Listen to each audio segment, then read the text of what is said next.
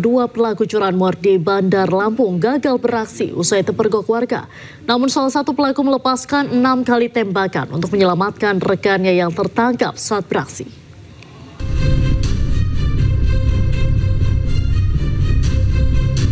Aksi nekat dua pelaku curanmor di parkiran kantor Nusanet Jalan Cut Nyadin, Duren Payung, Bandar Lampung terekam kamera pengawas. Datang dengan mengendarai motor bersama rekannya, pelaku menyasar sepeda motor karyawan.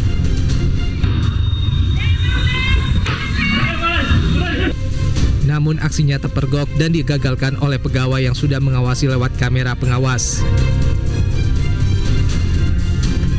Saat eksekutor berhasil ditangkap, rekan pelaku turun dari motor dan mengeluarkan senjata api. Pelaku melepaskan 6 kali tembakan ke arah kerumunan sambil menodongkan pistol dan menendang karyawan yang mencoba menahan rekannya yang tertangkap hingga berhasil kabur. Beruntung tidak ada korban tertembak, hanya satu orang karyawan mengalami memar akibat ditendang pelaku. Berapa kali tembakan, Bang? Kalau saya waktu keluar itu udah ketiga kali. Setelah 3 kali itu dia kurang lebih nembak 3 atau 4 kali lagi sih.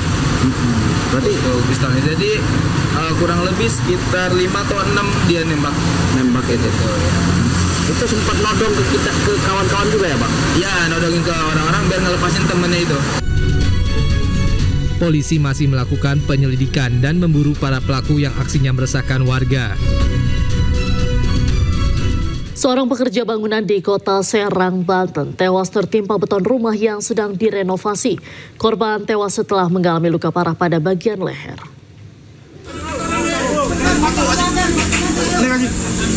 Proses evakuasi terhadap seorang pekerja bangunan tertimpa beton rumah warga di perumahan Taman Alam Lestari, Kecamatan Tak-Takan, Kota Serang, Banten berlangsung dramatis. Korban berinisial AS tertimpa beton bangunan rumah yang sedang direnovasi. Saat dievakuasi, korban dalam posisi terlentang di dalam drainase. Peristiwa naas itu terjadi ketika korban sedang melepas tiang bambu yang berfungsi sebagai penyangga beton bangunan rumah. Ketika tiang bambu dilepas, beton bangunan rumah justru ambruk dan menimpa korban. Jadi rumah tersebut lagi direnovasi dan dibuatkan di tor depannya itu kan ya. Jadi dia ambruk, terus tertimpa korban. Ambruknya itu mungkin karena kurang fondasinya kurang bagus, terus penyangga atasnya juga nggak ada. Proses evakuasi terkendala banyaknya puing bangunan dan berlangsung selama 20 menit. Usai dievakuasi, korban sudah dalam kondisi meninggal dunia akibat luka parah pada tulang leher.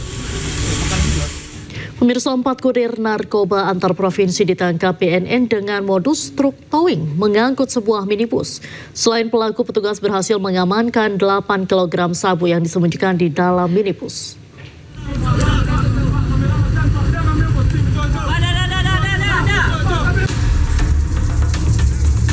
Upaya licik sindikat narkoba lintas provinsi kembali digagalkan petugas. Guna mengecoh petugas, para pelaku menyembunyikan sabu di dalam sebuah mobil minibus Avanza hitam yang diangkut menggunakan truk towing. Dalam penggeledahan, petugas menemukan 8 paket besar sabu atau setara dengan 8 kg yang dibungkus dalam plastik makanan olahan.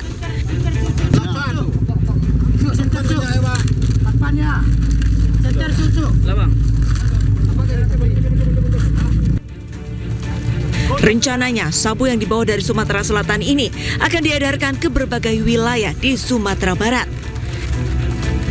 Nah, setelah kita melakukan pendalaman, kemudian menganalisa, kita turunkan tim Osnal, ternyata benar dengan modus mobil tersebut, mobil mini, mobil Toyota, kemudian modusnya mobil ini di towing dari tol di Sumatera Selatan, kemudian kita hentikan di daerah Bandar Buat. Setelah kita geledah, ternyata betul yang bersangkutan membawa narkotika jenis sabu, jumlahnya cukup banyak ini, sekitar 8 paket, lebih kurang 8 kilo lah, dengan 3 orang tersangka. Kini para tersangka langsung digelandang ke kantor BNNP Sumbar untuk pemeriksaan lebih lanjut. Mereka dijerat Undang-Undang Narkotika dengan ancaman hukuman maksimal 20 tahun penjara. Dari Padang, Sumatera Barat, Budi Sunandar, iNews melaporkan. Kita ke informasi lain pemirsa, usai 2 bulan kematian suaminya, Meta Ayu Puspitantri, istri diplomat Kemenlu Arya Daru Pangayunan, akhirnya muncul ke publik. Sang istri bahkan mengaku mendapat kiriman misterius serta makam Arya Daru diacak-acak orang tak dikenal.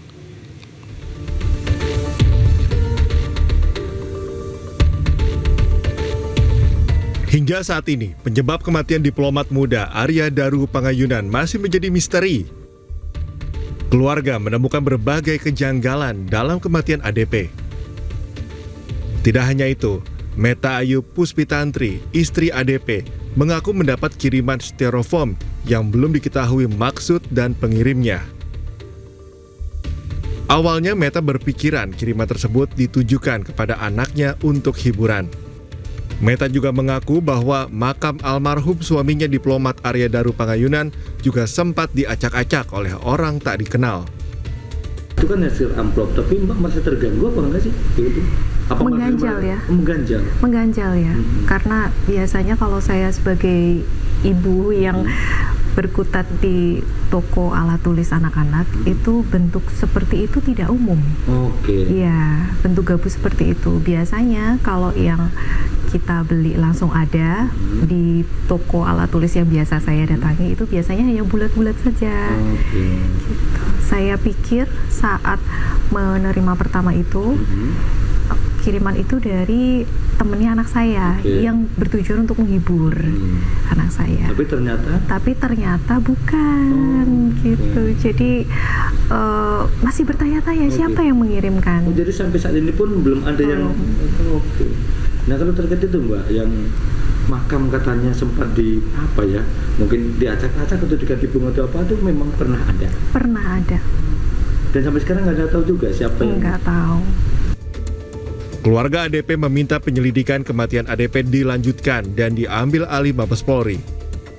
Perjuangan ini didampingi 2 penasihat hukum, yaitu Nikolai Aprilindo dan Dwi Librianto. Permintaan penyelidikan ulang tersebut karena keluarga menemukan berbagai kejanggalan dalam kematian ADP. Selain itu akan ada petunjuk-petunjuk baru yang nantinya akan disampaikan ke penyidik Polda Metro Jaya guna melanjutkan penyelidikan.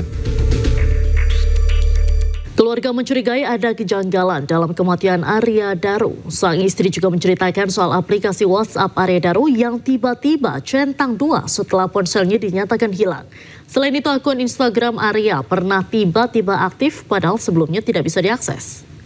Sekitar jam 10 pagi, iya. Tapi Mbak pernah tanyakan ke polisi, kok ini hidup loh gitu, pernah? Pernah. Oh, pernah? Pernah. Apa jawaban pihak polisi? Kalau menurut polisi itu sedang diperiksa oleh penyidik. Komputernya yang ada di kantor yang masih connect dengan WhatsApp-nya. Oke, itu Mbak nanya itu centang 2 terus diperiksa terus polisi meriksa laptop itu, Mbak nanyanya, oh ini kok centang 2 itu di hari yang sama itu apa udah selisih hari? Sudah selisih hari saat Zoom bersama keluarga. Iya. Saat sehari sebelum press release itu ya? Iya. Oh.